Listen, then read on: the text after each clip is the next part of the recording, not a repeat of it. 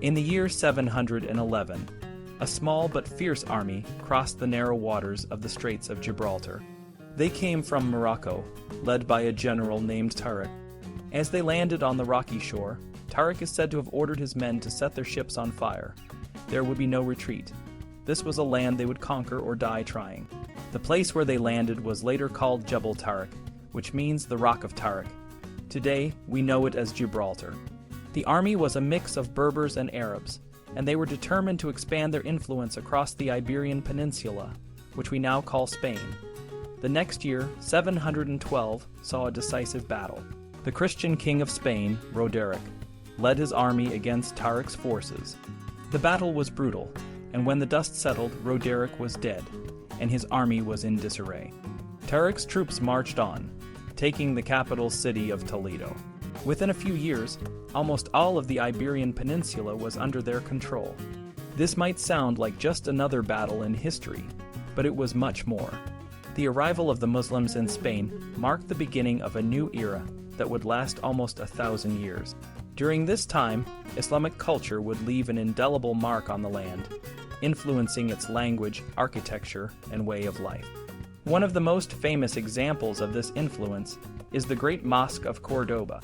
Built in stages from the late 8th to the late 10th century, the mosque is a masterpiece of Islamic architecture.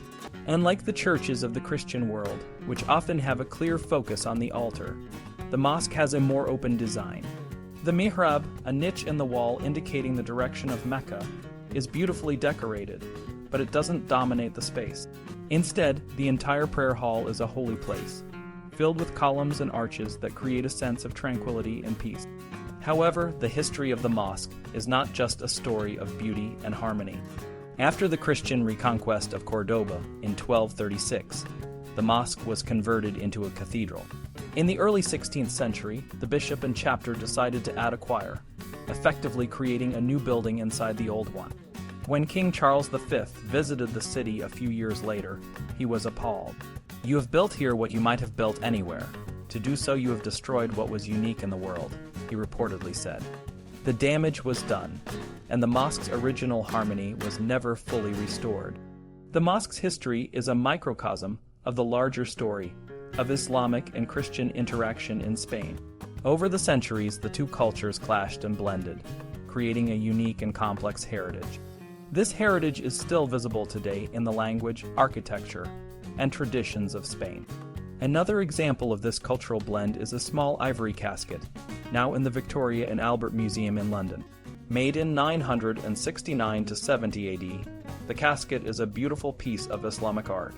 It features intricate carvings of hunting scenes and human figures, a rarity in Islamic art. The casket is elegant and charming, a stark contrast to the more primitive and disturbing frescoes found in Christian churches of the same period, like the one in the church of Saint Quers de Pedret in the Pyrenees. The fresco's highly stylized figures and symbols, such as the peacock representing immortality, speak to a world of fear and hope. The Iberian Peninsula became a place where two very different cultures met and sometimes clashed. The Islamic presence in Spain lasted for centuries, leaving a lasting impact on the land and its people. The languages of modern Spain and Portugal, for instance, are filled with words derived from Arabic. From agriculture to trade, crafts, and administration, the influence of Islamic culture is evident in everyday life. One of the most enduring legacies of this period is the myth of the Reconquista, the Christian reconquest of Spain.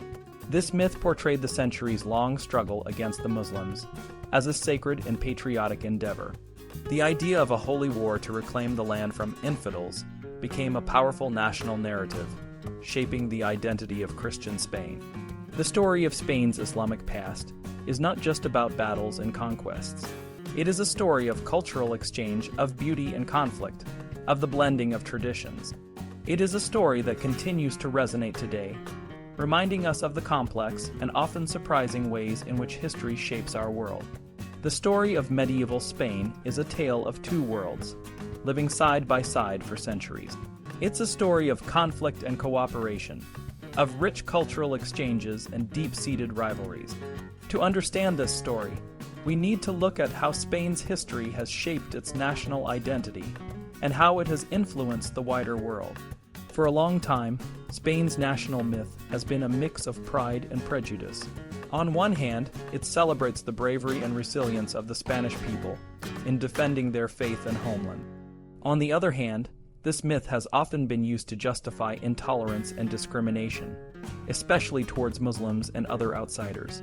This duality has been both a strength and a weakness, depending on the context. In the 16th and 17th centuries, Spain was a powerful Catholic nation. The government and the church often portrayed Spain as the defender of Christianity against both the heresy of Protestantism and the threat of Islam. This narrative was not new. It built on the legacy of the Reconquista, the long struggle to reclaim the Iberian Peninsula from Muslim rule. This story of Christian triumph was used to unify the country and justify its actions at home and abroad. During the 20th century, General Franco's regime continued to use this myth to its advantage. Franco presented Spain as a bulwark against communism, an ideology he saw as just as dangerous as the Islam of old. This narrative helped Spain secure support from the United States during the Cold War. The symbol of the enemy changed, but the underlying story remained the same. However, this myth has its dark side. It has often been used to justify hostility towards Muslims and other minorities. This has made it difficult for Spain to fully acknowledge and appreciate the contributions of Islamic culture to its own history. For centuries, Muslims and Christians lived together in Spain, influencing each other in countless ways. They shared the land, traded, learned from each other, and sometimes fought. This complex relationship is a crucial part of Spain's history, but it has often been overlooked or simplified. One of the most significant contributions of Islamic Spain was in the realm of knowledge. Arab scholars in Spain preserved and expanded upon the works of ancient Greek and Persian thinkers. They translated these works into Arabic, and later into Latin. This knowledge then spread throughout Europe, helping to spark the Renaissance and the scientific revolution. The astrolabe, a tool for navigation, and advancements in mathematics and medicine all came to Europe through Spain. Without these contributions, the progress of European civilization would have been vastly different. Despite its importance, Islamic Spain was often seen as a remote and provincial place by the centers of Islamic power in the Middle East. Cities like Damascus, Cairo, and Baghdad viewed Al-Andalus, as Islamic Spain was known as a distant frontier. Yet, from this frontier emerged some of the most remarkable works of Islamic art and culture. The Great Mosque of Cordoba, the Alhambra in Granada, and the poetry of Ibn Amr are just a few examples of the incredible legacy left behind. To understand the history of medieval Spain, we need to look at the land itself. The Iberian Peninsula is a diverse and challenging landscape. It is mountainous, with 5 major mountain ranges that have shaped the climate and the way people live. The north and west have a damp, temperate climate, ideal for mixed farming and fishing. The central highlands, or meseta, experience extreme temperatures and are perfect for growing crops like wheat, olives, and grapes. The south and east have a Mediterranean climate, with hot, dry summers and fertile soil, ideal for intensive farming and exotic crops. The geography of Spain has also influenced its cities. Many of the major cities, like Barcelona, Seville, and Granada, are located near the coast or along rivers, which made them important centers of trade and cultural exchange. Some cities, like Toledo and Madrid, were chosen as capitals for strategic reasons, often in the center of the peninsula. In the end, the story of medieval Spain is a story of coexistence and conflict, of cultural exchange and national identity. It is a story that continues to influence Spain and the world today. Understanding this complex history is essential for appreciating the rich tapestry of Spain's past and for building a more inclusive and harmonious future. The rugged and mountainous terrain of the Iberian Peninsula made it tough for people to travel and communicate within the region before the railways and cars. The Romans, who ruled the area for a long time, built good roads that the Visigoths, who came after them, used to move their troops quickly. These roads were also useful for the Berber armies that invaded in the early 8th century. However, moving heavy goods like oil, wine, wool, hides, and corn was slow and expensive, mostly because they had to be carried by oxen, mules, and donkeys. Transporting these goods by land cost about 10 times more than by sea. Because of this, regions like Catalonia often look to places outside the peninsula, like southern France and Italy, for trade and cultural connections. Similarly, the prehistoric monuments in Portugal and Galicia are very similar to those found in Brittany and the British Isles. When it comes to Moorish Spain, it's important to understand how easy it was for southern Spain to connect with North Africa. The Strait of Gibraltar is only 12 miles wide at its narrowest point, making it a natural bridge for both trade and conflict. The land, climate, and environment of southern Spain are very similar to those of Morocco, and this connection has a long history. In fact, some ancient legends say that Andalusia was once physically connected to North Africa, before the land bridge broke and the sea rushed in to create the Mediterranean. One of the most significant impacts of this geography is how difficult it has always been for a single ruler to control the entire Iberian Peninsula. Unity in the region has never been natural, and has always required a lot of effort to maintain. Whenever there were tensions, the peninsula tended to split into its regional parts. There's a famous legend about a tower built by a king of Spain in ancient times. He sealed the tower with a padlock and ordered each of his successors to add another padlock, making it harder and harder for anyone to enter. After 26 kings, a young and reckless king named Roderick decided to break this tradition. He opened all the padlocks and entered the tower. Inside, he found paintings of Arab horsemen and a table made of gold and silver, with an inscription saying it belonged to King Solomon. There was also an urn containing a scroll that said, "Whenever this chamber is violated, the people painted on these walls will invade Spain, overthrow its kings, and subdue the entire land." This story, found in both Christian and Islamic sources, serves different purposes. For Christian Spaniards, it provided a scapegoat for their defeat, blaming Roderick's disobedience. For the Moors, it offered a sense of destiny and justification for their invasion. Historically, Toledo was the capital of the Visigothic kings, and they built many impressive structures there. Roderick was indeed the last Visigothic king, and he was killed in 711 when Moorish forces from North Africa invaded. The details of this invasion, however, are often shrouded in legend and later embellishments. Most of what we know about the Moorish conquest comes from chroniclers who wrote long after the events. For example, Ahmed ar-Razi wrote in the 950s, and his work only survives in a Portuguese translation from the 1300s. The Ajber Majmua, a collection of traditions, was compiled in the 1000s.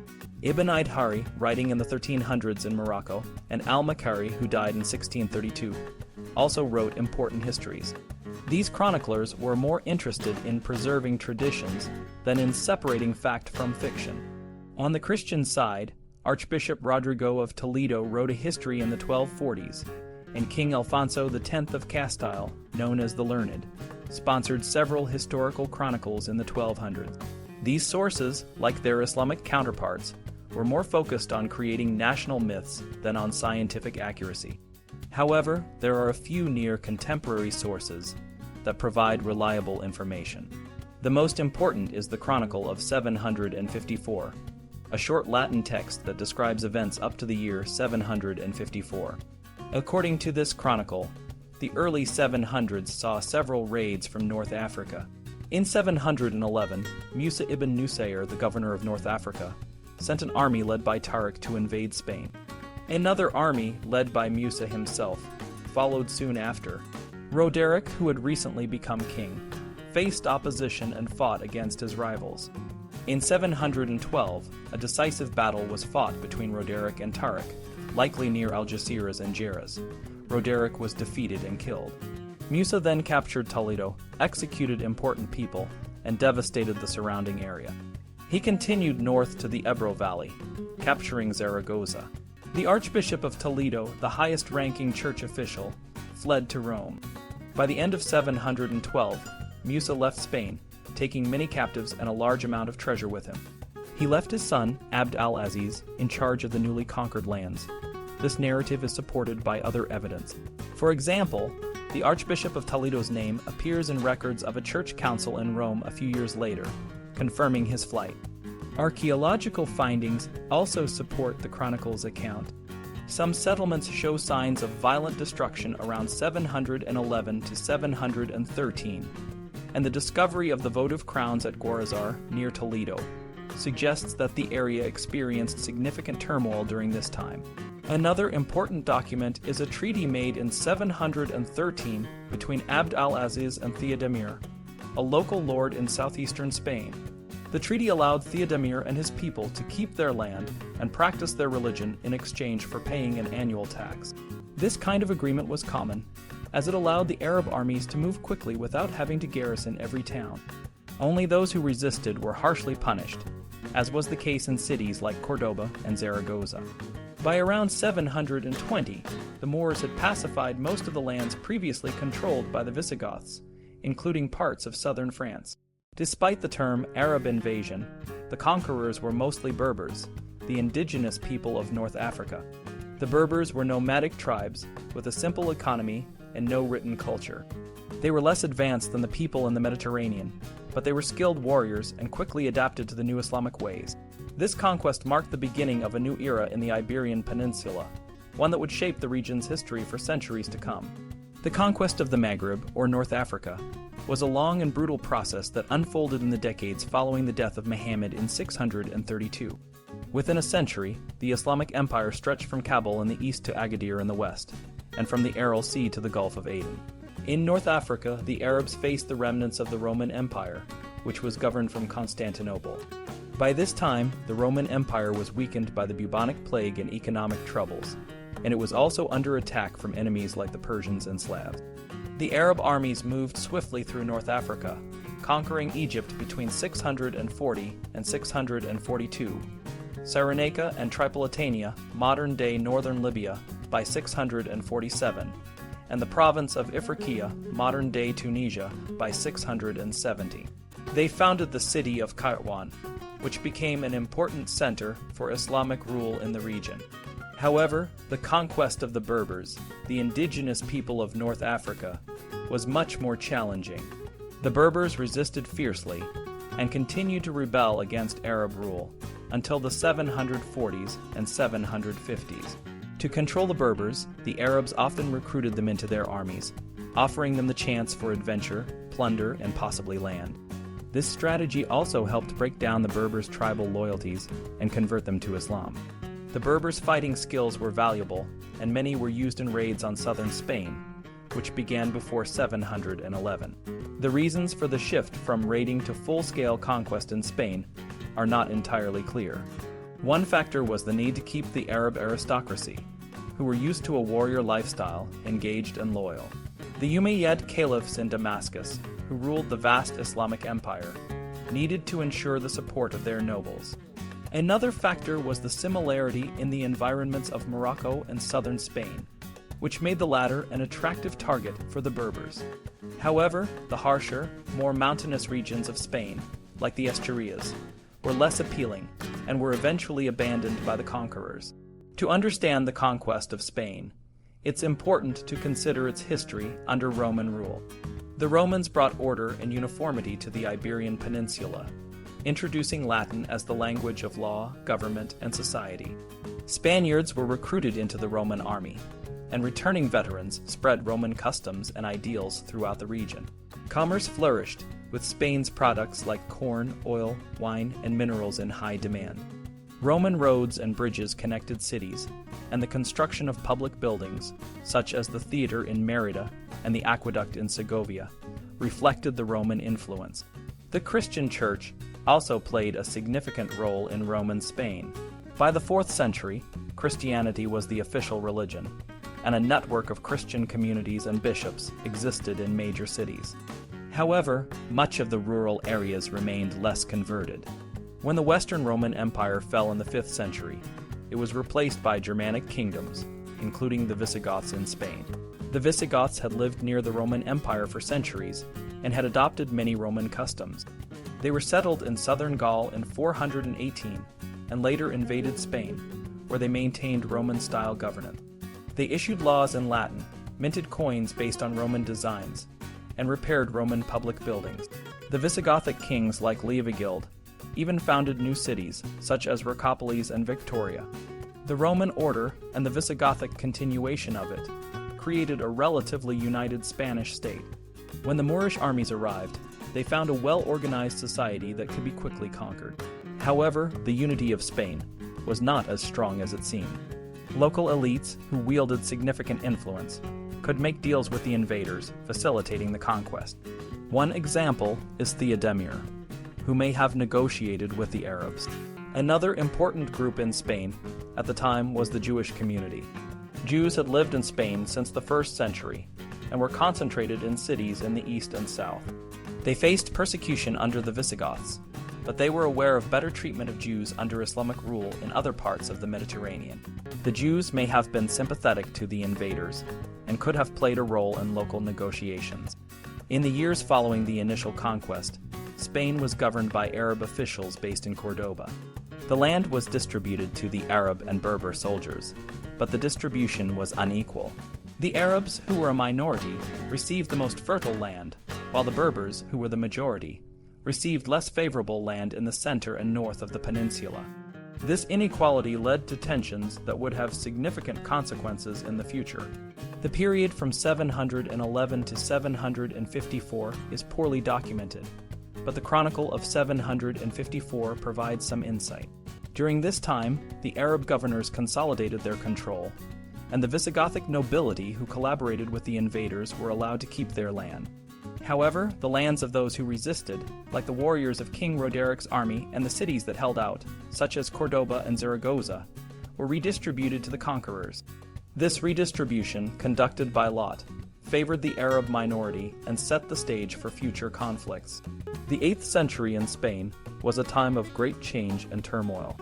The arrival of Arab and Berber warriors from North Africa marked the beginning of a new era in the Iberian Peninsula. These warriors, numbering between 150,000 and 200,000, came to settle in Spain after the conquest. Whether they brought their families or acquired new ones in Spain, the exact impact on the population remains a mystery. Some estimates suggest that the total number of immigrants could have been close to 1 million, which would have significantly changed the ethnic makeup of the region. However, without solid historical records, it's hard to be certain. The invasion and settlement had a profound effect on the existing population. Many people, especially from the ruling Visigoth class, fled to safer regions. Some went as far as Rome, while others were taken as captives to Damascus. The population of the Iberian Peninsula, which was around 4 million during the late Roman period, likely saw a decline due to violence and emigration. One of the most significant events of this period was the rebellion of a Christian nobleman named Pelagius in the Asturian region. Pelagius founded a small Christian principality, which later grew into the kingdom of Leon Castile. At the time, however, this was just a tiny haven for refugees from the Islamic south. The Arab-Berber forces didn't stop at the Pyrenees. They pushed into Gaul, leading to conflicts with the Frankish kingdoms. The famous Battle of Poitiers, where Charles Martel defeated the Islamic armies, was more significant for the Frankish control over Aquitaine than for the fate of Spain. The Berbers in Spain and North Africa, feeling oppressed by their Arab overlords, rebelled in 740. This rebellion caused widespread chaos and economic disruption, leading to a period of civil war. Meanwhile, in the Middle East, the Umayyad caliphs, who had ruled from Damascus, were overthrown by the Abbasids in 750. This shift in power moved the center of the Islamic world eastward to Baghdad. In Spain, a member of the Umayyad family, Abd al-Rahman, escaped to the Iberian Peninsula and established his rule in Cordoba in 756. This marked the beginning of the Umayyad dynasty in Al-Andalus, which would rule for nearly 3 centuries. Abd al-Rahman's rule was not immediate or smooth. It took him years to consolidate his power, and he faced numerous challenges from rival factions. Despite these difficulties, he gradually expanded his control over the peninsula. The Christian principalities in the north, such as the Asturian Principality, took advantage of the instability to expand their territories and create a buffer zone between themselves and the Muslim south. Charlemagne, the Frankish king, also attempted to intervene in Spain. His expedition in 778 ended in disaster at the Battle of Roncesvalles, where his rearguard was ambushed by the Basques. Although this event inspired the epic poem, the Song of Roland, it was not a significant turning point in history. Charlemagne's son, Louis, was more successful and managed to capture Barcelona in 801, establishing a Frankish presence in Catalonia. The 8th century was a dark and chaotic time in Spain. The chronicler of 754 described the period as one of immense suffering and ruin. Many people fled the peninsula, and some found new lives in the Frankish kingdom. Figures like Permin, who founded monasteries in the east, and Theodulf, who became a bishop and a key figure in the Carolingian Renaissance, are examples of those who escaped and made significant contributions to their new home. Despite the turmoil, the seeds of future kingdoms and cultures were being planted. The small Christian principalities in the north would eventually grow into powerful states, and the Umayyad dynasty in Cordoba would create a vibrant and sophisticated civilization. The history of the Iberian Peninsula in the 8th century is a story of conflict, migration, and the beginning of a new world.